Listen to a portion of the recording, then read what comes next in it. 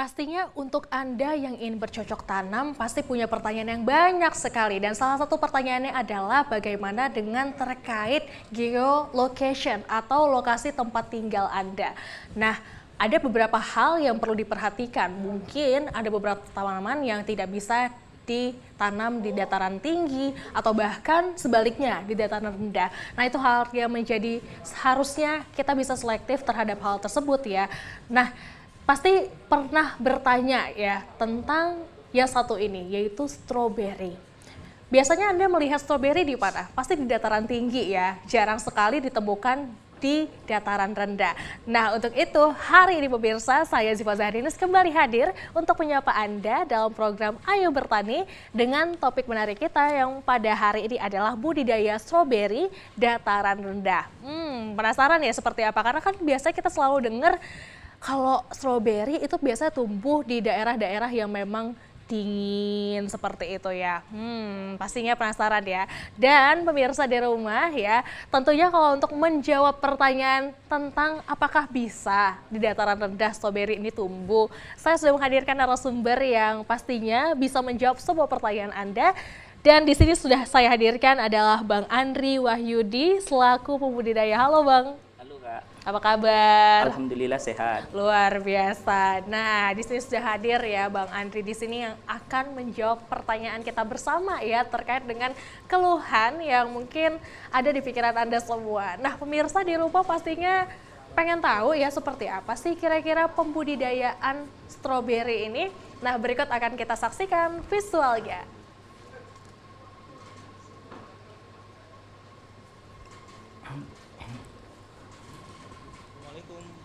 Selamat pagi teman-teman. Karena banyak Baik, yang ada beberapa hal ya pemirsa yang harus diperhatikan. Dan di sini Bang Andri sudah. Pertama, media tanam saya itu dari bekas media kokopit. Ini bekas media stroberi ya. Kemudian ini kokopit yang masih baru. Oke. Setelah itu ini wadahnya. Oke, langsung saja ya. Langkah pertama, kita ambil dulu dua bagian untuk kokopit bekas atau dua pot ya. Kita menggunakan pot. Nah, sudah dua bagian. Setelah itu kita ambil kokopit yang masih baru. Ini masih mengandung jatanin ya. Oke. Selanjutnya kita mengaduk sampai rata. Kokopit yang sudah bekas tadi kita campur dengan kokopit yang masih baru. Biasanya kokopit baru itu masih banyak mengandung jatanin.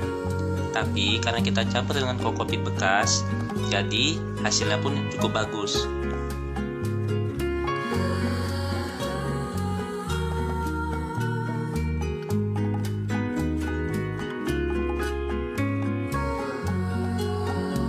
Setelah semua media tanam tercampur, langsung kita masukkan ke dalam media styrofoam yang sudah kita sediakan.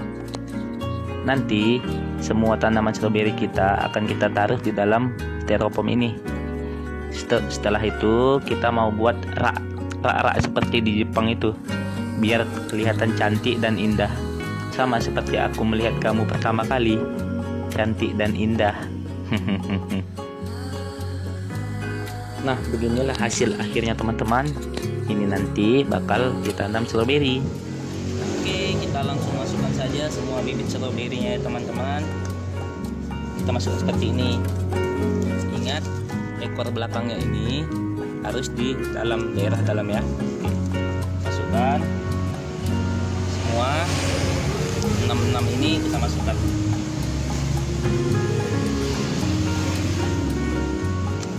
Yang telah kita lubangi tadi. Oke.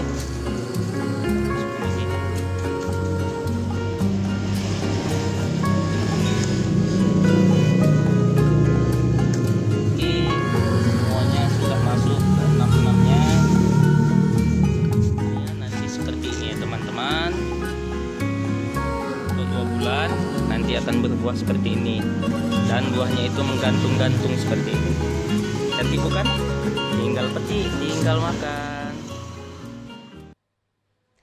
Ya, Ya, telah kita saksikan bersama ya bagaimana proses untuk penanaman stroberi dan mungkin tidak ada bedanya ya untuk daerah dataran tinggi dan juga rendah. Tapi ini saya mau tanya kepada Bang Andri nih. Bang Andri, biasanya pada umumnya ya kita selalu melihat bahwa pembudidayaan stroberi ini biasanya di dataran tinggi karena ada suhu-suhu yang merupakan ada beberapa hal yang menjadi standar dan juga menjadi hal penting yang untuk diperhatikan seperti suhu kalau tidak salah itu dari 17 sampai dengan 20 derajat Celcius dan juga ada kelembapan-kelembapan dan hal-hal lain yang memang harus diperhatikan. Nah, apa nih yang membedakan mungkin media tanam untuk yang di dataran tinggi dan juga di dataran rendah seperti apa, Bang?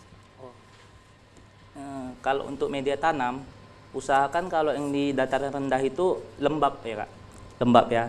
Jadi kalau misalnya lembab, dia itu suhu panas tadi masih bisa mengandung air media tanaman tadi, jadi tanamannya ini nggak mudah layu gitu. Kalau bisa di dataran rendah disarankan pakai kokopit, jangan pakai tanah, misalnya tanah yang kayak di gunung itu kan memang dia lembut. Betul. Tapi memang khusus di sana gitu. Tapi kalau di tempat kita jadi keras gitu, apalagi kalau ada musim panas, wah jadi kayak batu bata ada gitu Kak. Itu dia. Terus pun pemilihan bibit juga penting ya Kak ya. Kalau yang misalnya udah biasa dia di dataran tinggi, untuk di dataran rendah atau tempat panas agak sulit dia untuk berbuah gitu.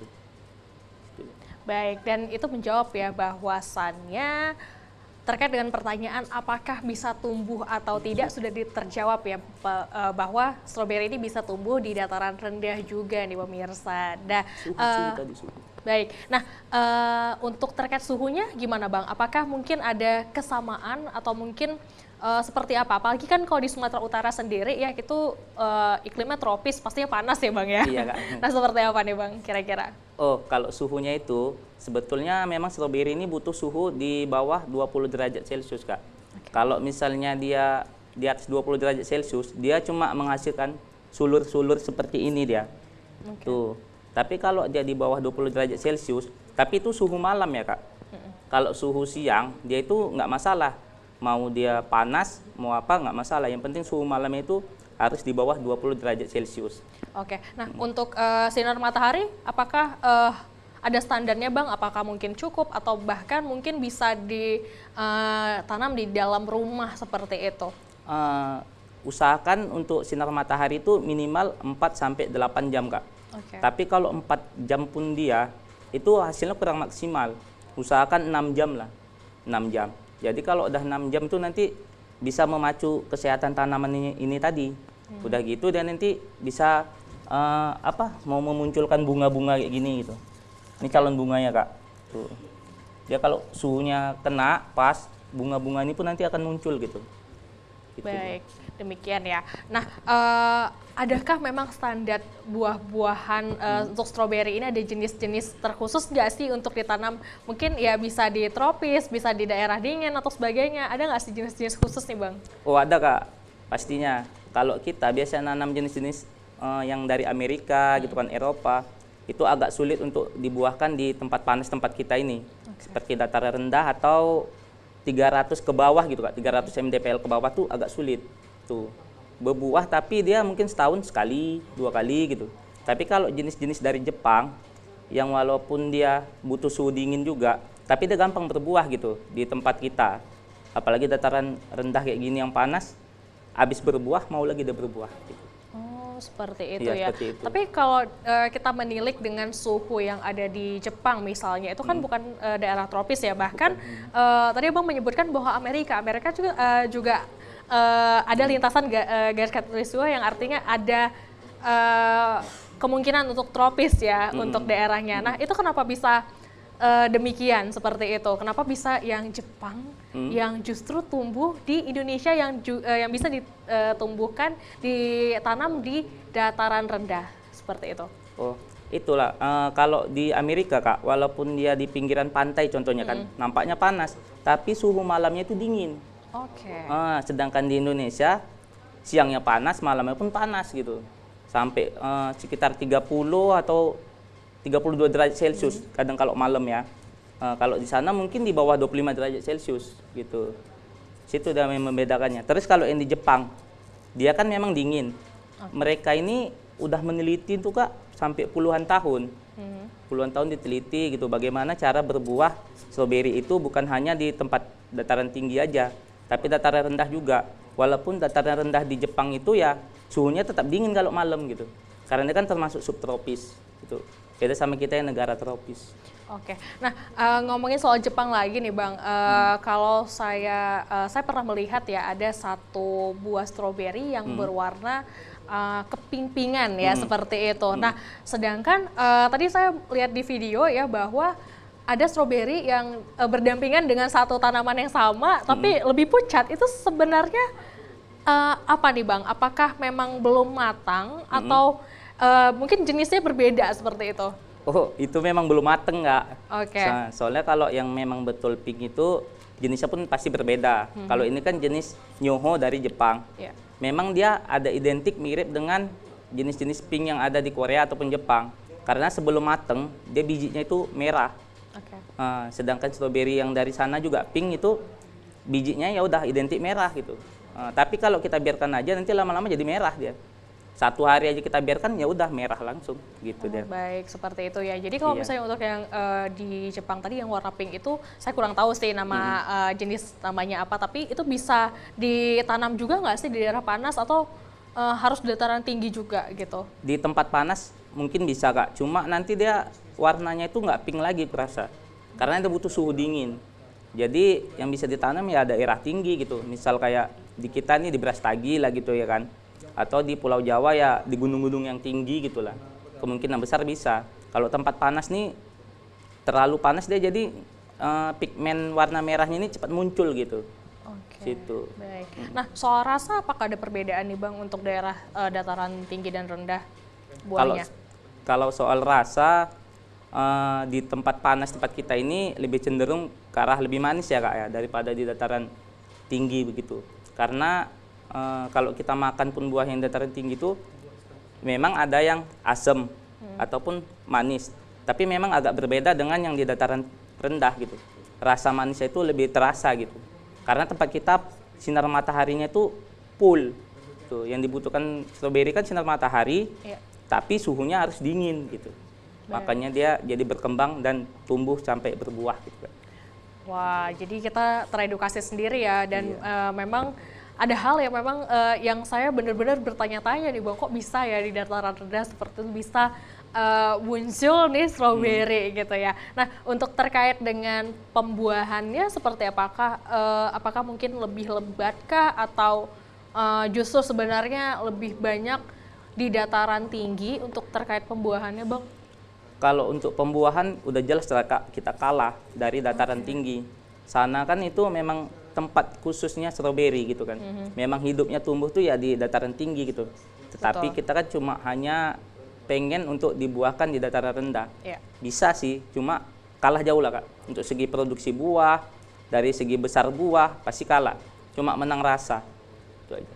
Oke, ternyata ada banyak sekali mungkin perbedaan-perbedaan ya pemirsa, tapi tidak menutup kemungkinan bahwa memang stroberi bisa tumbuh di dataran yang rendah. Nah, saya juga bertanya nih Bang, kira-kira ada nggak sih hal-hal yang memang harus diperhatikan ketika ingin menanam stroberi di suhu yang tropis, yang lebih panas seperti itu? Apa aja sih sebenarnya yang harus diketahui oleh pemirsa di rumah nih terkait dengan hal ini yang memang harus diperhatikan, apalagi kan ya tanaman ini kadang-kadang ya seperti yang tadi saya katakan di awal ya bahwa kita harus benar-benar selektif. Ada memang tanaman yang bisa ditumbuh di dataran rendah dan sebaliknya mungkin lebih bisa tumbuh di dataran yang tinggi. Tapi pemirsa di rumah, pertanyaan ini akan dijawab setelah jeda pariwara berikut ini dan tetaplah bersama kami.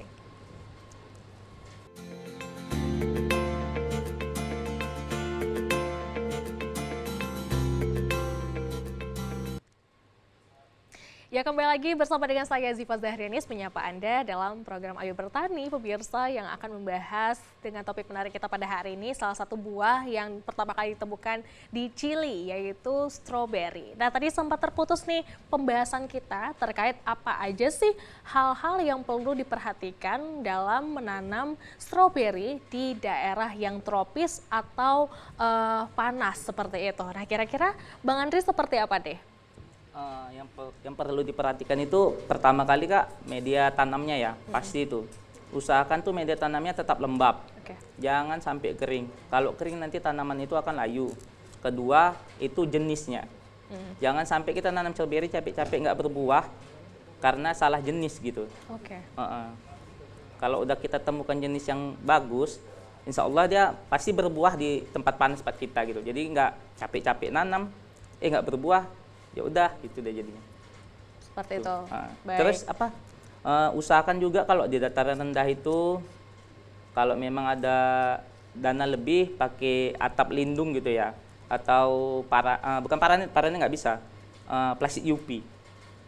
Plastik UV. Kalau dia pakai paranet nanti gelap. Jadi pertumbuhan tanamannya kurang baik.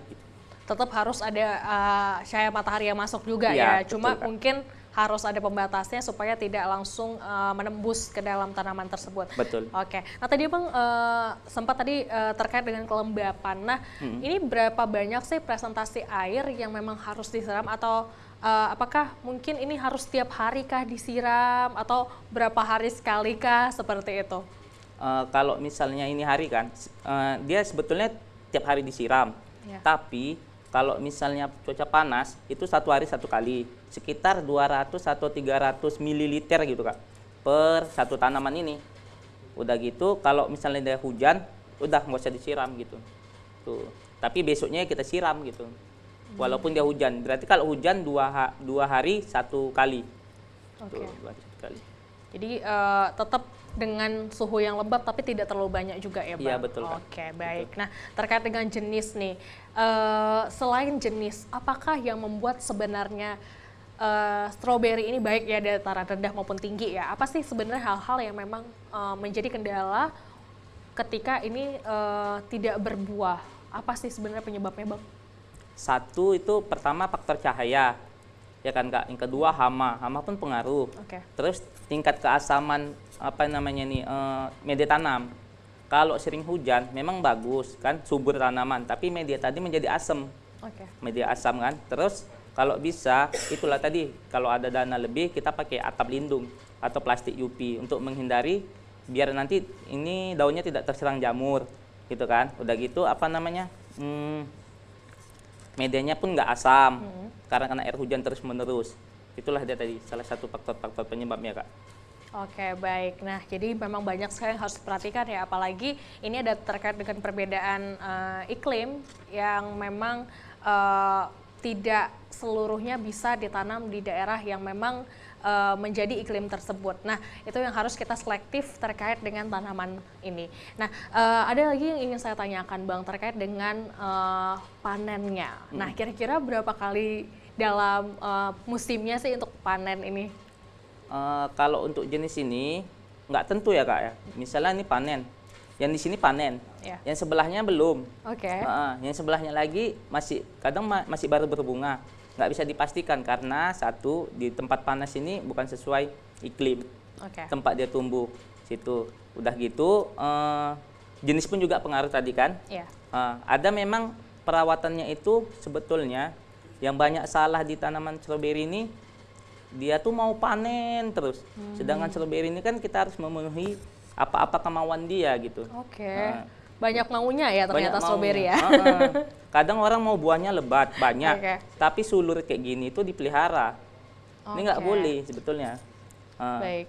Itu. Tapi kalau ada juga mau memperbanyak sulur seperti ini, tapi bunganya atau buahnya ini dipelihara, itu nggak boleh. Kita harus tega pilih salah satu. Oke, baik. Tapi Bang, kalau terkait sulur nih, buah stroberi bukannya dari sulurnya ya muncul gitu? Ya itu sulur ini anakan Kak. Nanti kalau Oke. udah tumbuh dewasa, ya seperti ini. Nanti dia bakal mengeluarkan bunga atau buah seperti ini. Oke. Nampaknya di Iya. apanya ini. Ini bukan sulur Kak. Ini memang itu berbeda lagi ya? Beda lagi. Ini namanya malai, tingkat malai bunga buah stroberi. Tuh. Baik. Nah, sulur ini kapan dipotong? Seperti ini Kak. Dia kalau udah berdaun 4, itu akarnya kan udah mulai banyak nih. Ya. Seperti ini kan. Ini. Nampak Kakak kan? Ya, betul. Nah, nih. Terus kita potong dia jaraknya sekitar 3 atau 4 cm dari apa? Dari pangkal batang sulurnya ini tadi. Ini kenapa dibuat kayak gini? Ini kalau nanti dia berbuah, buahnya itu dia di sini Kak, di depan sulurnya ini. Oke. Tuh, bukan di sini. Kadang kan Jadi menghasilkan cabang baru seperti itu ya? iya. Karena kebanyakan pemula itu dia nanam kadang di tengah gini Kak.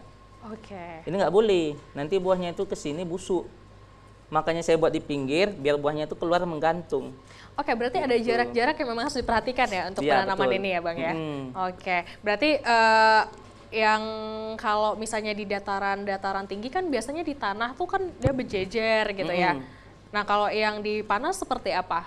Betulnya sih sama aja Kak. Ini tergantung petaninya gitu ya. Mau dia sistemnya kayak mana gitu. Itu tergantung petaninya gitulah. Kalau yang di Indonesia itu kebanyakan di tanah gitu kan Kak. Iya. Itu meminimalisir biaya. Oke. Sebetulnya itu termasuk kendala biayanya itu.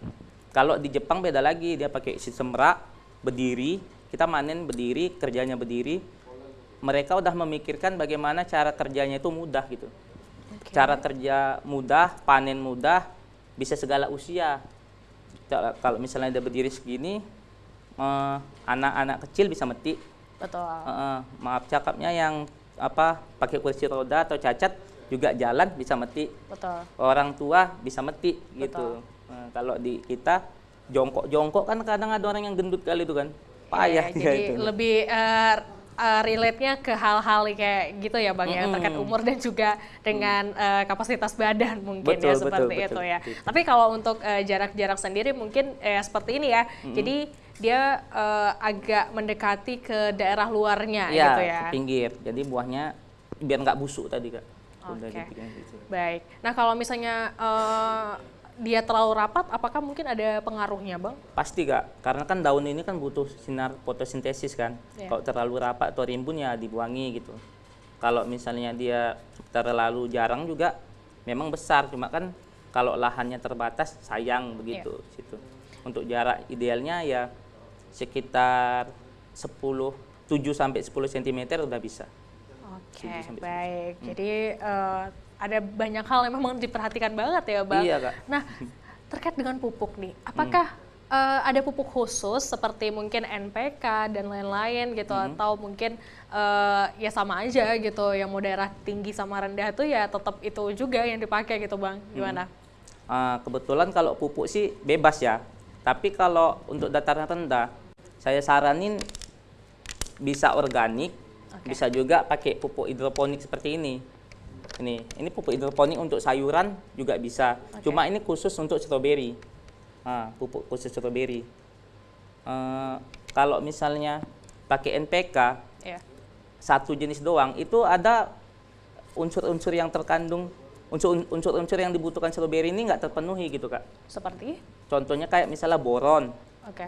Fe besi, seng, atau Zn, itu nggak terpenuhi untuk kebutuhan stroberi tadi. Misalnya stroberi pengen unsur boron untuk misalnya buah atau batang bunganya tadi jadi buah. Kita nggak ada unsur di NPK itu, makanya banyak udah aku pupuk tapi nggak berbuah. Si stroberi ini minta ini, kita ngasih ini gitu. Oke. Sama kayak manusia lah gitu. Dia minta ini, kita kasih ini, ya tetap dia merajuk atau marah atau nangis gitu. Oke, ternyata sensitif juga ya. Iya. Strawberry ya, seperti perempuan ya Bang ya? Iya Kak. Oh iya Bang ya? Iya. Diyain lagi malahan. Aduh, tapi ini menarik ya. Jadi banyak sekali hal-hal yang mungkin kita nggak tahu ya. Dan memang berarti khusus untuk pupuk mungkin lebih bagus untuk AB mix ya. Iya Kak, untuk di dataran rendah. Oke. Kalau dataran tinggi sih bebas aja. Soalnya kan memang udah kadang pun kita lemparkan gitu aja pun tumbuhnya itu berbuah lagi dia kan gitu. Iya betul-betul. Jadi ya memang hal-hal yang sensitif juga ya untuk dipikirkan seperti itu ya. Betul. Baik pemirsa, luar biasa sekali ya. Jadi banyak sekali edukasi-edukasi yang bisa kita dapatkan dari bagaimana untuk media tanamnya. Nah, kalau untuk pupuk sendiri gimana? Apakah diletakkan seperti biasa ya Bang di tanahnya atau mungkin di mananya? Karena kan ini cairan ya Bang ya, seperti itu. Untuk cara penggunaannya dulu lah ya Kak ya. Oke, boleh. Penggunaannya ini kan AB mix ini 5 ml yang A sama 5 ml yang B. Ini anggap aja ini A, Iya. ini B. Jadi yang ini 5 ml kita larutkan ke dalam 1 liter air. Yang ini 5 ml B kita larutkan ke dalam 1 liter air. Udah 1 liter ini, setiap tanaman ini kita siram 200 ml. Tapi usahakan jangan kena batang atau daunnya. Oke. Nah, kita usahakan siram ke media tanamnya aja. Jangan kena batang atau daun. Dan usahakan nyiramnya itu pagi hari. Kenapa pagi hari? Ini kan kimia. Atau tinggi gitu Kak, untuk kalau Kadar di dalamnya kadar ya. di dalamnya. Jadi kadang kalau malam hari atau sore hari kita siram, malam itu kan lembab.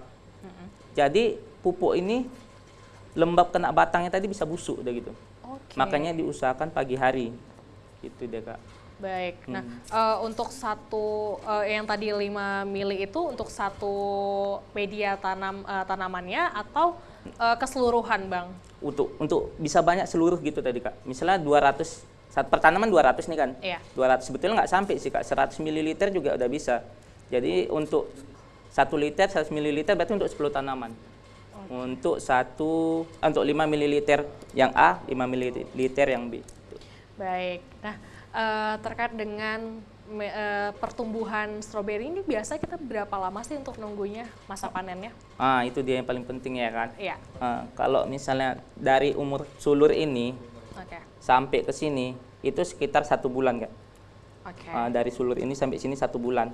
Idealnya kalau di negara-negara misalnya Jepang itu 2 bulan. Kenapa 2 bulan? Akarnya itu udah banyak, full. Jadi mau di kayak mana pun tanamannya udah kuat, udah sehat gitu. Jadi dari sini sampai ke sini hingga berbuah itu usahakan 2 bulan juga. Oke. Kadang 1 bulan pun ataupun belum sampai 1 bulan udah berbuah, cuma buahnya nanti kecil-kecil. Oh, Tuh. terkait pengaruh dengan ini ya kualitas Kualitas buahnya buah, ya. iya. Udah gitu usahakan nanamnya itu kita banyakin dulu kayak gini semua kan, biar berbuah serempak tadi. Udah banyak, kalau misalnya ada yang bersulur, sulurnya dibuangin. Sisakan aja memang buah. Tapi kalau mau dibesarkan dulu tanamannya, buang keduanya. Sulurnya dibuang, buahnya pun dibuang gitu. Baik, nah kalau untuk benihnya sendiri berapa lama biasanya pertumbuhannya? Untuk sampai berbuah, Iya, 2 bulan. 2 bulan juga 2 tetap bulan. ya. Jadi 2 bulan semua ya rata-rata. Benih atau bibit Kak? Benihnya. Benih dari biji. Iya, betul. Lama nggak? 1 tahun. Oke. 1 tahun. Wah, prosesnya tidak mudah juga ya. Itu Ah. sama nggak sih kalau misalnya di daerah tinggi juga seperti itu? Tinggi sama rendah, kalau misalnya di dataran rendah, itu 5 bulan udah bisa berbuah, tapi buahnya itu masih buah, kalau sawit buah pasir gitu Kak. Buah yang nggak jadi, cocoknya dibuang gitu. Kalau di dataran tinggi 4 bulan, selisih 1 bulan. Soalnya memang udah dicoba dilakukan gitu kan, tanam dari benih, yang dataran rendah tuh 5 bulan, Iya. kalau yang dataran tinggi 4 bulan. Oke, nah Beda pemirsa di sebulan. rumah ini ada telepon masuk ya dari penelpon kita di rumah. Kita sapa dulu ya Bang Andri ya. Halo, dengan siapa di mana? Dengan Sangkot di Medan. Oke, Bang Sangkot di Medan. Baik, Bang Sangkot, hari ini pembahasan kita di Ayo Bertani yaitu tentang budidaya stroberi di dataran rendah. Nah, kira-kira boleh saya tahu nih pertanyaannya terkait dengan apa nih, Bang? Silakan. Topiknya menarik sekali ya Mbak. Iya, Saya mau betul. tanya tentang bagaimana pembudidayaan stroberi ini di Iya, halo? dataran rendah dengan di dataran tinggi apabila Bang dibandingkan dengan Sangkot? keduanya.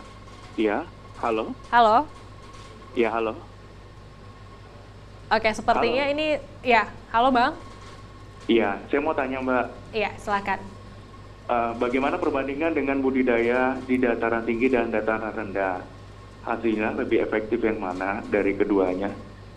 Dari segi kualitas, dari bentuk, rasa, itu lebih baik yang di mana gitu? Dataran tinggi apa rendah? Dan soal pupuk apa ya bisa yang diberikan untuk tanaman stroberi di dataran rendah ini yang idealnya seperti apa? Dan perawatannya itu bagaimana untuk menghindari dari hama-hama penyakit? Baik, terima kasih nih Bang Sangkot di Medan ya untuk Terima kasih, pertanyaannya. Mbak Iya, Diva. selamat Terima kasih, Mas sore. Andri. Selamat sore. Baik, nah ada Bang Sangkot di Medan nih yang menitipkan pertanyaan kepada Bang Andri terkait dengan efektivitas tanaman. Ini kira-kira lebih efektif mana nih pertumbuhannya? Apakah di dataran tinggi atau rendah? Dan yang tadi yang kedua adalah jenis pupuk. Dan seperti apakah untuk perawatannya. Nah, mungkin kita bakal minta pertanyaan yang pertama dulu dijawab, Bang, terkait dengan efektivitas seperti apa nih, Bang?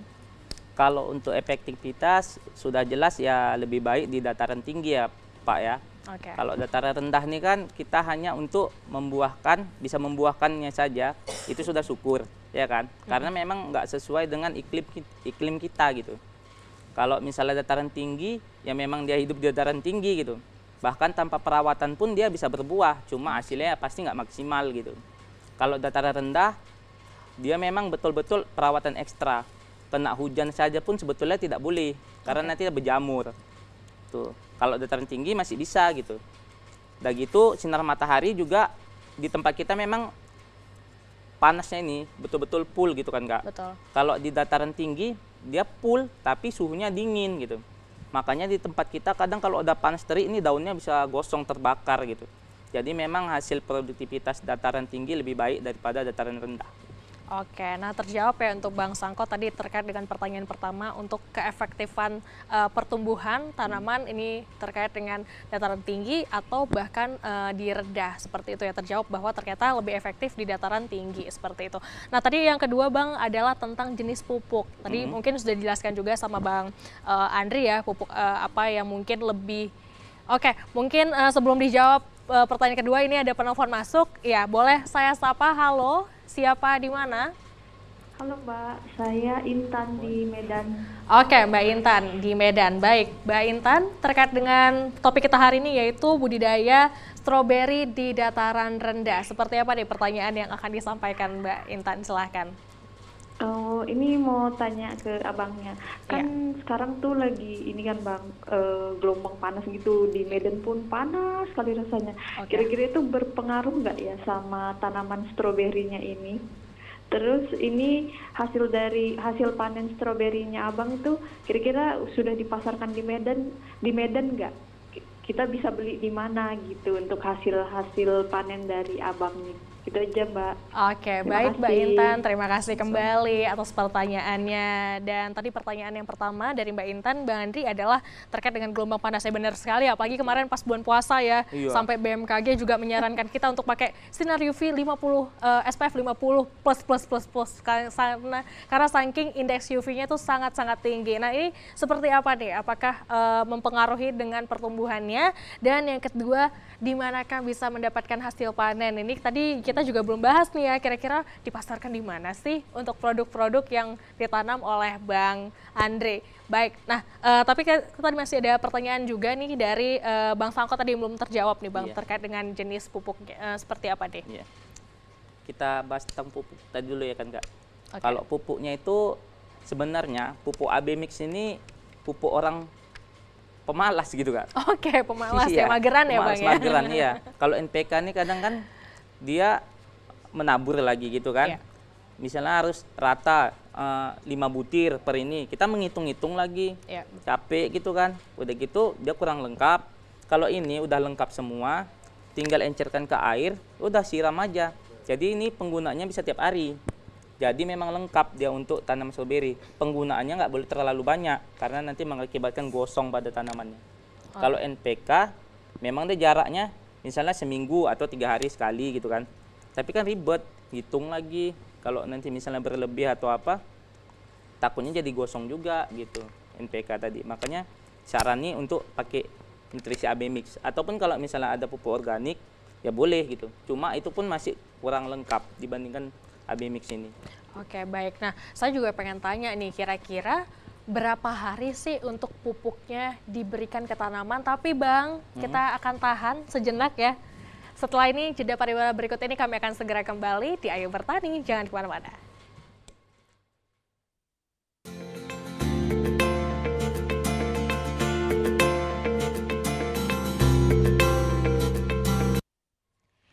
Ya, Ya, kembali lagi nih pemirsa bersama dengan saya dan Bang Andri masih di sini untuk menjawab pertanyaan kita seputar dengan topik kita hari ini, yaitu budidaya stroberi dataran rendah. Nah, untuk Anda pemirsa di rumah yang ingin juga bergabung di TVRI Sumatera Utara di program kami, bisa dengan telepon interaktif di 0811 6100 386 0811 6100 386. Kami akan menampung aspirasi dan pertanyaan Anda, dan mungkin bisa sharing-sharing seperti apa sih untuk pembudidayaan stroberi yang ada di dataran rendah. Nah, tadi pemirsa di rumah sempat terputus pertanyaan kita ya. Tadi saya juga berkaitan dengan pertanyaan dari Bang Sangkot ya Bang, tentang pupuk. Nah, berapa hari sih kira-kira pemupukan untuk stroberi di dataran rendah seperti itu? Kalau untuk pupuk AB mix ini rutin ya tiap hari ya, kecuali hujan. Kalau hujan nggak usah disiram ya. Tapi kalau untuk NPK tergantung, ada yang 3 hari sekali, ada yang 5 hari, ada yang 7 hari, bahkan sebulan sekali gitu. Tergantung merek apanya tadi, pupuknya tadi Kak, dan dosis yang dikasih. Tuh. Kalau penggunaan NPK saya masih kurang tahu karena jarang menggunakan NPK gitu.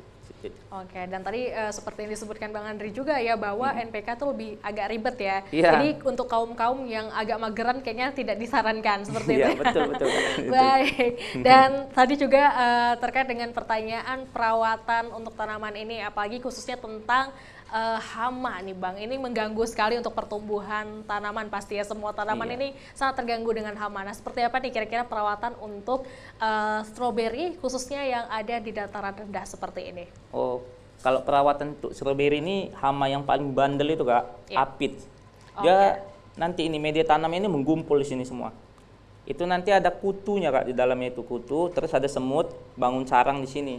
Nanti lama-lama ini busuk. Nanti dia sukanya memang di daun muda. Sedangkan stroberi ini kan tunas muda. Kalau tunas muda udah mati ya tanamannya bisa mati. Tuh, cara penanggulangannya itu dia kalau untuk yang organik, yang biasa-biasa, dia cuma pakai sunlight 3 sampai 5 tetes untuk 1 liter air. Itu diapain, diolesin? Di sprayer Kak, di apa? Oh iya, dikasih air sedikit, di spray gitu ya? Di spray gitu, Disemprot ya? Disemprot. Sampai semua tanah atau kutu-kutunya ini tadi nggak ada lagi gitu. Tapi kalau kimianya kita menggunakan abamectin. Bebas mau merek apa aja, yang penting ada kandungan abamectin. Itu penggunaannya lebih simpel sih, 1 tetes untuk 1 liter air. Oke, nah tadi kan Abang bilang itu ada mungkin di sela-sela tanaman ya. Nah ini kan ada banyak sekali batang-batang yang muncul, tunas muncul di stroberi ini. Nah kira-kira kalau misalnya nih, seandainya mungkin di satu sisi dari tanaman atau ya ada di sedikit bagiannya, bisa nggak itu aja yang dipotong, terus yang lainnya masih tetap ditumbuhkan seperti itu? Oh bisa aja Kak, boleh aja. Stroberi ini sebetulnya banyak sistem tumbuhnya. Dari tunas samping batang dia ada, bisa. Dari sulur juga bisa. Kalau kayak petani-petani lebih menggunakan sulur karena pertumbuhannya lebih cepat daripada tunas samping. Tunas samping itu pun memang bisa juga kayak tanaman seperti ini, cuma nanti dia lebih lambat pertumbuhannya gitu Kak, daripada tanam dari sulur. Yang langsung ya, memang satu batang yang memang langsung tumbuh bersama gitu ya, seperti itu. Baik, nah itu tadi pertanyaan dari Bang Sangkot tadi sudah terjawab ya, dan sekarang giliran pertanyaan dari Kak Intan nih tentang terkait dengan gelombang panas. Apakah mempengaruhi pertumbuhan yang ada di tanaman stroberi, apalagi khususnya ini dataran rendah seperti itu? Kira-kira gimana nih Bang? Kalau untuk gelombang panas ya Kak ya, pastinya memang berpengaruh. Cuma dia nggak terlalu signifikan seperti waktu hujan. Kalau stroberi ini memang sukanya ini dia panas matahari full. Dia sebetulnya kena hujan ini sekali-sekali aja. Kalau dia tiap hari nanti dia bisa busuk, bisa asam gitu. Bahkan kalau misalnya gelombang panas, syaratnya itu ya memang harus tiap hari itu kita menyiram. Kalau nggak kita siram nanti cepat kali layunya. Bahkan pinggiran daunnya jadi gosong. Kalau hasil buah lebih bagus di musim panas. Walaupun hasil buahnya kecil, tapi dia lebih manis gitu dibandingkan sama di musim hujan. Memang besar, tapi rasa kadang hambar ataupun lebih asam. Oke, terkait dengan manis nih Bang, mungkin out of the topics ya. Kira-kira jenis stroberi apa sih yang memang paling manis gitu? Apakah ada kemungkinan untuk ditanam di dataran rendah seperti ini? Kalau menurut yang pernah saya tanam, kalau memang mau betul-betul manis, cari stroberi yang dari Korea atau Jepang. Bebas jenisnya apa, tapi memang itu hampir rata lebih manis. Kalau jenis yang termanis saya belum tahu Kak, karena belum punya jenisnya semua kan. Oke, Untuk baik. impor bibit nih terlalu mahal gitu. Iya pastinya ya, pasti. apalagi kan harus selektif juga gitu ya dalam Iya. memilih bibit-bibit seperti ini. Apakah memang Iya. bisa ditanam di dataran rendah seperti kita gitu ya Bang ya. Oh iya, Baik. Ya. ada satu lagi Kak, apa Oke. namanya? Kalau memang mau buat stroberi manis, ini hampir aja lupa. Usahakan daunnya ini 8. 8 Nggak lebih, dalam nggak sisi kurang. seperti apa maksudnya? 8 ini tangkai. Oke. 8 tangkai batang ini daun ini, 8 tangkai ini. Oke. Usahakan itu nanti stroberi bisa rasa maksimal di 1 pohon tadi. Maksimal ya Kak, misalnya manisnya berapa, itulah maksimal. Berarti kalau misalnya yang kayak gini kan itu masih ada sekitar 4 ya? 4 ya? Misalnya Nah, berbuah, iya. ini nggak maksimal. Tapi ada kemungkinan manis nggak? Kurang nggak? Oke. Kurang. Tuh. Karena yang neliti ini orang Jepang nggak. Orang tuh tadi perhatikannya sampai sedetail-detailnya, sampai daun aja dihitungnya. Itu pengaruhnya seperti apa nih Bang? Kok bisa apa namanya jumlah jenis batangnya itu berpengaruh seperti itu? Dia gini, kalau misalnya ada 8 itu Kak, nutrisi itu larinya ke buah. Oke. Kalau daun misalnya lebih dari 8, itu dia nanti nutrisinya ya ke daun aja gitu. Jadi buahnya bisa kecil gitu. Mungkin disitulah, karena kan saya nggak melakukan penelitian betul. seperti itu gitu. Baik, nah ternyata ada yang menarik ya. Jadi ternyata dari jumlah jenis batang bunganya itu juga berpengaruh loh pemirsa. Jadi tidak ujuk-ujuk nih bisa semua buah yang kita tanam itu bisa berhasil dan juga manis nih. Jadi ada beberapa hal yang memang harus diperhatikan. Nah untuk pertumbuhannya tadi mungkin sebelum menjawab pertanyaan Kak Intan yang terakhir ya Bang ya. Apa nih yang bisa membuat tumbuh kembangnya tanaman ini itu bisa 8 batang tadi? Seperti itu. Kira-kira tipsnya apa nih? Pasti pupuk lah Kak. Oke, Pupuk pupuknya dipupuk. jenis Abimix tadi ya, Abimix tadi, tetap ya. subur. Biar dia ada tanaman subur kan. Iya. Yang penting tunas muda ini jangan sampai mati. Oke. Tunas tengah-tengahnya itu Kak, kalau udah mati, udahlah tanaman itu kan tadi pasti Tidak ada kemungkinan besar harapan mati. hidup ya. Kecuali Baik. dia bertunas lagi dari samping atau mengeluarkan sulur. Itu baru bisa situ. Baik, tapi kan kalau sulur tadi juga memang harus ada masa dipotongnya gitu ya. Ada Kak. Ah. Baik, nah itu tadi pertanyaan terkait dengan yang pertama, yang tadi terkait dengan gelombang panas sudah dijawab, dan terakhir adalah pertanyaan dengan yaitu di manakah bisa mendapatkan hasil panen untuk tanaman Abang sendiri? Ada produksinya nggak Bang? Kalau sekarang alhamdulillah masih belum Kak, kita masih jualan bibit gitu, produksi bibit. Tapi kedepannya memang kita ada perbanyak bibit ini biar nanti bisa produksi buah di dataran rendah. Oke. Karena buah dataran rendah ini kan tidak besar, Ya. tapi pasarnya itu kita bisa masuk ke toko roti atau toko kue. Karena bentuk buah stroberi Jepang ini unik-unik cantik, Oke. untuk toppingnya itu bagus gitu. Oh berarti untuk topping biasanya dari daerah Jepang sana ya, Iya. Korea, Jepang gitu ya? Kalau stroberi kita lokal kadang bentuknya itu nggak beraturan gitu. Memang ada juga yang standarnya itu untuk stroberinya cantik bentuknya, tapi kadang terlalu mahal biayanya gitu. Jadi toko roti pun kadang nggak make gitu. Oke, nah tadi kan aku sempat nanya di awal terkait dengan buah yang warnanya agak pink ya itu. Yang di Jepang kan ada. Itu sama nggak sih? Maksudnya gimana cara membedakan dengan buah yang tadi di video saya lihat itu belum matang. Artinya belum matang jadi memperlihatkan kepucatan dari warna. Nah, pembedaannya di mana nih Bang? Biar kita tahu nih selektif untuk memilih, kan itu buahnya juga dari Jepang gitu ya. Iya, iya betul. Seperti apa nih Bang? Kalau yang untuk yang matangnya pink itu buahnya bijinya berwarna merah, terus daging buahnya agak-agak putih kepucat-pucatan, itulah tandanya matang.